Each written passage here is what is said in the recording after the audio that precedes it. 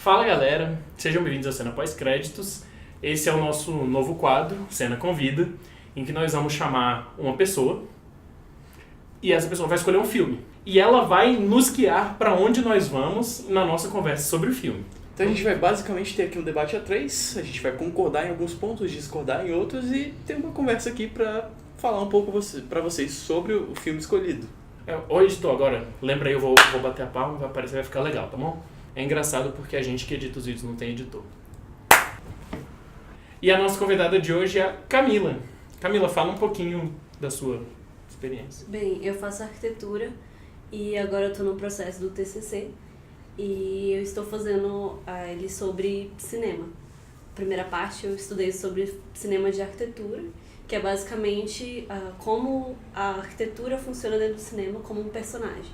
Ou seja, os dois sabem muito mais do que eu e o filme que ela escolheu hoje foi La La Land, de 2016. Filme esse que quase ganhou o Oscar, por muito pouco não ganhou, acabou perdendo pro Moonlight, mas era um dos competidores mais cotados, né? Pois é, ganhou por alguns segundos.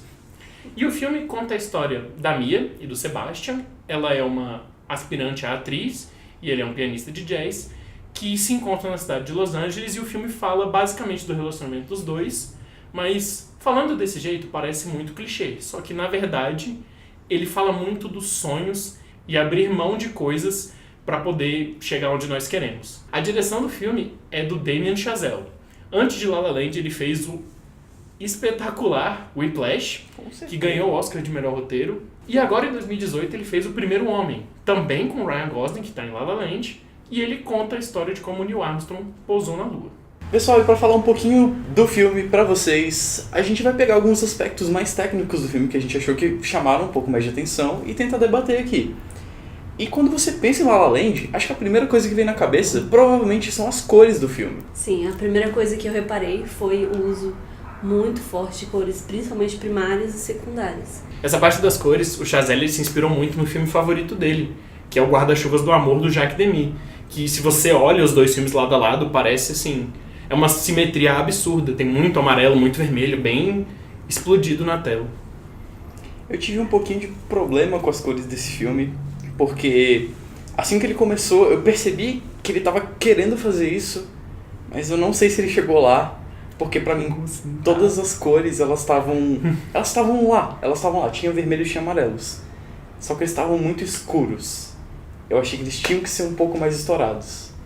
Tipo, eu acho que tinha muita sombra onde não devia ter, só que as cores, especialmente em cenas à noite, especialmente na primeira cena de dança entre os dois, são muito boas, as cores são realmente muito boas. Tem as cenas dele no bar e as mais pro finalzinho das audiências são muito fantásticas, de verdade, as cores funcionam muito bem. Porque tem esse contraste do fundo tipo preto ou azul escuro com as cores primárias bem fortonas, né? Então acho que funciona bem. Eu vejo que ele, em todo momento, ele tá fazendo o contraste.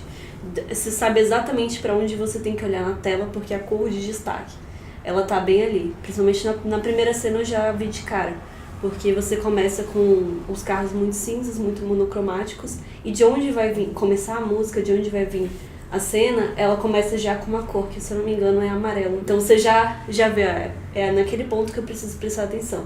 E aí do nada vão aparecendo outras pessoas e é uma explosão de cores. Então você vai ver até verde. O azul também é muito forte, mesmo sendo uma cor mais triste, ele também é muito presente. Apesar de eu estar falando que as cores às vezes são muito escuras, elas ainda se destacam bastante, claro. Eu percebi também muitas vezes que o filme te direciona, exatamente como você falou. Que ele sabe, ele te diz pra onde olhar e ele meio que te guia a partir daí. Inclusive a cena de abertura é muito boa nisso, porque ela te mostra a mulher que começa a cantar e vão entrando várias pessoas e vai trocando de personagem basicamente, e as cores ajudam muito nisso. Um ponto que eu achei interessante nessa cena de início é que tanto a Mia quanto o Sebastian, eles estão em cores mais neutras, mais claras, apesar deles serem os personagens de destaque. Então a gente vê que nessa cena eles não são tão importantes quanto os sonhos das pessoas que estão cantando aquela música. Aí só depois que eles começam a ter mais destaque. E eu acho essa cena muito impressionante. Não só pelo ponto de vista todo da cor, mas em termos de fotografia especificamente. Cara, tudo assim, se eu não me engano são 3 cortes. mas como é editado, como é filmado pra parecer um plano sequência 100% contínuo é incrível. E É muita coisa santo acontecendo. plano sequência. Pois é muita coisa acontecendo. Eu só não acho mais perfeito que o plano sequência da cena que ela começa no banheiro, que ela acaba de sair do banho e as amigas dela chamam ela pra sair. Porque eles passeiam pela casa delas inteira, que inclusive a planta é incrível. E todos os ambientes têm cores diferentes. Então você vê muito rosa, o banheiro é rosa e verde, você vê amarelo, vê azul. Parece um pouco com Birdman. Sim. Que ele vai seguindo os corredores. Eles tentam vestir ela e tudo mais. Eu acho que o filme trabalha muito bem com os planos de sequência. Continuando da cena da casa delas, na hora que ela sai do banheiro da festa, que a música é Someone in the Crowd e ela tá baixinha, tá só um instrumental. Que ela sai e, tipo, tá ela de azul no meio e tudo aquilo acontecendo e a câmera continuando nela também é muito legal. E a dança deles, a primeira dança, também não tem corte. Eles faziam de tudo pra não ter corte, eles sempre gravavam sem corte, pra parecer o mais tecnicamente impressionante. E realmente é. Em termos de fotografia, eu não acho que a primeira cena chega lá. Eu acho que, de novo, eu tenho muito problema com as sombras desse filme. Porque começa com a câmera na janela do carro e a mulher começa a cantar. Só que ela tá completamente escura. Então, tipo, o sol tá contra ela. E eu acho que isso não funciona tão bem. Só que aí a cena vai passando, vai melhorando e tudo mais. Quando chega na cena dela com as amigas, é que eu achei que a fotografia realmente chegou no ponto que eu tava esperando que ela chegasse. Que é realmente de, tipo, trabalhar muito bem com a luz e sombra, com as cores e com o movimento de câmera. Então acho que a partir daí realmente eu tenho que dar esse dedão positivo pro filme, porque realmente foi muito bom. A cena também da dança dos dois, a primeira dança, é muito boa. Nossa, velho, tipo, disparado. Acho que é a minha cena favorita do filme. Com certeza. É muito lindinho, cara, é muito fofo. Cara, tipo, ela tá no pôster por um motivo, só que ela com certeza é a melhor cena do filme. A coreografia é incrível também, é muito bem trabalhada. E é uma homenagem absurda a, tipo, 1 milhão de musicais, né? Sim. Desde o poste, do Cantando na Chuva, até o Sapateado. Tipo, cara, muito Os legal. instrumentos que eles usam são bem clássicos, né? O diálogo na música é muito genial. Tipo, é muito legal, porque eles estão flertando, tipo, já na música. Isso Sim. é muito legal. Não tem como falar de fotografia, de cor, de sombra, sem falar de luz. E é uma coisa que a gente vê muito no filme. A iluminação do filme tem... Assim, óbvio que todo filme se preocupa com a sua iluminação, mas a gente vê aqui uma preocupação absurda nos mínimos detalhes com a iluminação. Tem horas que o filme literalmente dá uma de como se realmente fosse um musical de palco e joga a luz como se fosse literalmente um spotlight nos personagens. Então a luz vai e é pra você olhar ali, que é ali que vai acontecer tudo que você tá esperando que aconteça. Como na última música da Emma Stone, que é a audição no final, que ela tá fazendo por um papel de atriz, e as luzes vão se apagando, né? As luzes vão apagando e o foco fica completamente nela.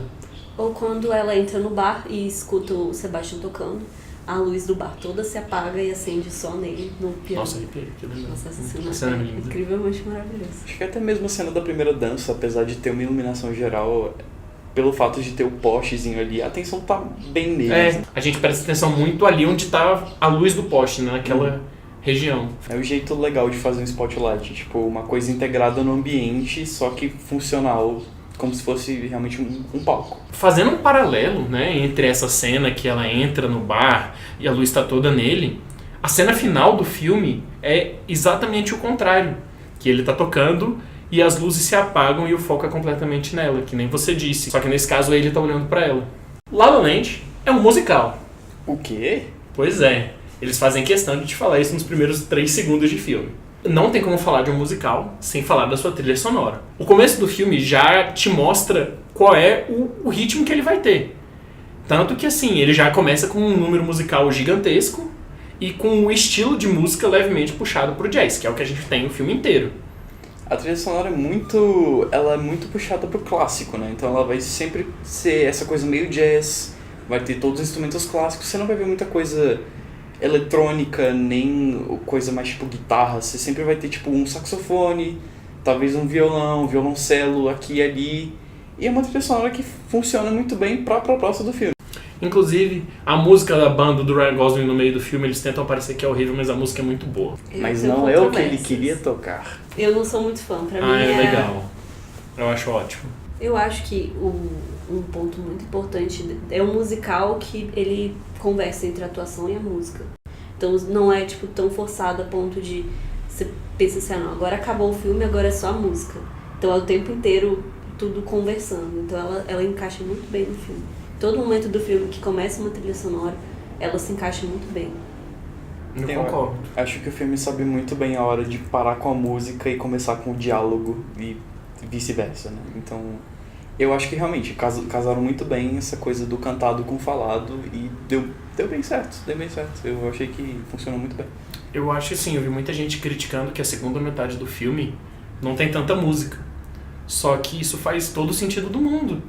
Porque é quando o relacionamento dos dois começa a passar por turbulência. É quando a gente começa a ver o problema no relacionamento dos dois. Então não tem motivo pra gente ter várias músicas, não é pra eles terem grandes expressões de felicidade em momentos românticos. Porque, tipo, na vida real, quando você tá com um problema, quando você acabou de passar por um tema, você não quer cantarolar, você não quer ficar vendo música feliz. Então eu acho que eles souberam dosar isso muito bem. Uma coisa que eu achei super interessante também é que eles usam muito os sons dos personagens dentro da música.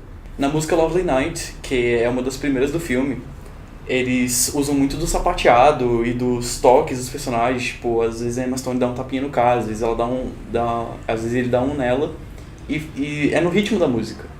Então isso contribui um pouco mais pra experiência, porque eles não estão só, sei lá, fazendo gestos aleatórios, eles estão indo no ritmo da música, eles são a música, eles estão vivendo a música naquele momento. E eu acho que pro musical isso é uma coisa muito importante. Eu acho que ficou muito legal ver isso na tela, né, traduzido, basicamente. Sim, e eles estão o tempo inteiro atuando, cantando, então isso é muito legal ver também. E a atuação deles é maravilhosa. E eles têm uma química incrível, então toda música que eles cantam juntos fica muito bem montada. Pois é, tanto que eu prefiro a segunda versão de City of Stars. Que os Que dois são cantam juntos. juntos. Ah, um fato interessante é que durante a música ela dá uma risada. E essa risada ela foi espontânea, porque ela achou que ela tinha saído do ritmo da música. Mas aí decidiram deixar. Decidiram deixar. Mas eu acho que combina muito com o clima, ficou muito legal. Ela foi totalmente espontâneo, não tava no roteiro ela rir no meio da música. Isso eu não É sabia. bem Não. legal essa coisa de, tipo, não corta, deixa, porque você deixa os atores serem os atores. Eu acho que eles fazem... É uma história incrível, velho. Na música final dela também, que ela canta, né, a audição, também é uma curiosidade que ela tava compondo, né, com o piano, e ela sabia a letra, mas não tinha uma deixa pra ela começar a cantar. Ela basicamente ia falando e na hora que ela falasse, pô, agora eu vou começar a cantar, agora eu vou cantar essa história, ela podia fazer, ela tinha total liberdade pra fazer isso. Isso eu achei muito legal. E ficou perfeito, porque Ficou perfeito é a mesma, mesmo. aquela história, encaixa perfeitamente no filme, que ela começa a contar a história e do nada ela começa a cantar e faz todo sentido. E a música é muito bonita. E a música é linda. Inclusive, muito todas bem, as né? músicas são boas. Todas as Sim. músicas do filme Dá são pra muito você boas. ouvir sem estar assistindo o filme. É uma trilha sonora que dá pra acompanhar. E são poucos musicais que tem isso. Por exemplo, Cantando na Chuva, que é um dos maiores musicais de todos os tempos, eu acho que a única música que dá pra você ouvir, assim, casualmente, é a música mais famosa, né? Do literalmente Cantando na Chuva, que é a música tema. Porque as outras não tem essa pegada musical, elas combinam muito mais com o que a gente tá vendo no filme. La La Land, ele sai um pouco disso. Eu concordo com o que vocês falaram. Eu acho que dá pra ouvir as músicas fora do filme, elas funcionam muito bem. Só que eu acho que algumas das músicas são esquecíveis. Eu tenho muito problema com o começo desse filme. Eu não lembro da música de jeito nenhum. Eu acho a fotografia ruim. Eu não sei qual o problema que eu tenho com o começo. Tipo, a música do começo eu acho esquecível. A música do bar, eu argumentaria. A do final. Porque eu acho que ela é uma música muito boa, mas eu não sei se ela funciona fora do contexto do filme. Eu acho que você precisa estar vendo a imagem pra ela funcionar. Eu, tipo, não ouviria ela, sei lá, tipo, no Spotify da vida, alguma coisa assim. Não, até porque ela é o compilado de todas Exatamente. as músicas. Então, realmente, ela eu acho que é uma das únicas que não faz sentido você ouvir fora, né? Mas no geral as músicas são bem isso, elas são muito boas e elas não se prendem ao filme. Exceto talvez pra essa última.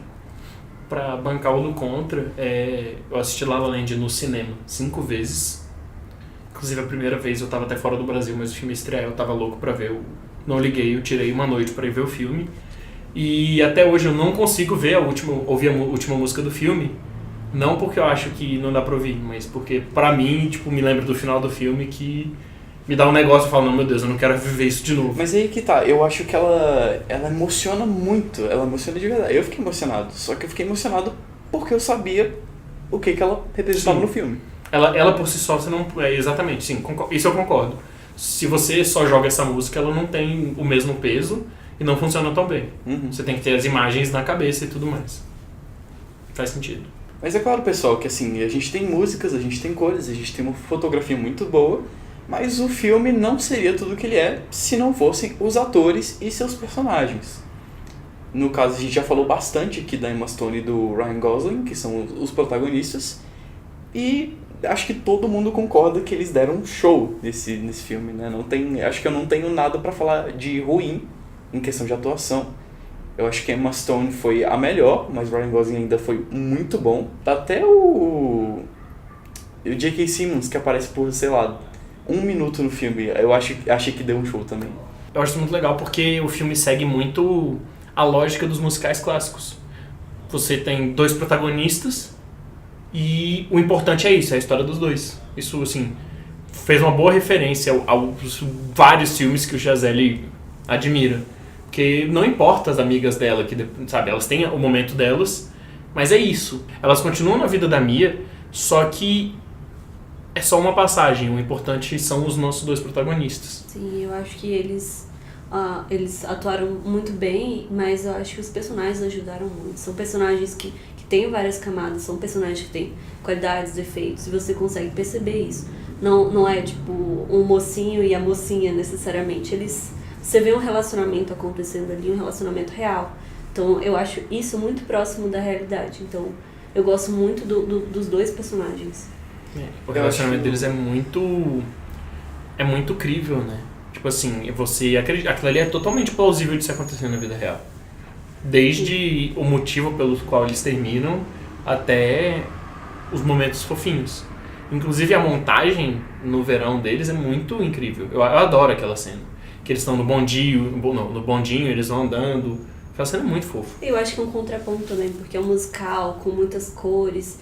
E isso não é tão real, né? Mas o relacionamento é uma coisa muito palpável. A gente vê acontecendo. Eu achei também realmente muito bom, porque o personagem do Ryan, ele começa muito babaca. Ele é uma pessoa muito egoísta, muito assim. E é meio que, para mim, pareceu que ele era tipo o cara mau, entre muitas aspas, não é exatamente mal, mas ele era com uma personalidade ruim.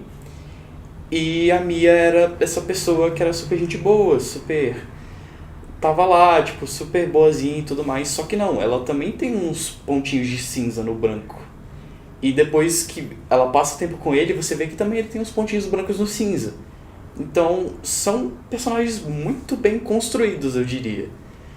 Apesar de eu não concordar muito com o começo do romance deles, assim que o romance engata, você vê que é realmente algo funcional. Desde que eles começam, que eles passam o tempo juntos, até onde eles terminam e até onde o filme vai depois disso. Que inclusive não foi clichê, eu achei isso muito bom. Eu acho que às vezes a gente vê muito em filmes que tem um vilão do relacionamento. Eu acho que se existir um vilão no relacionamento seria a própria vida.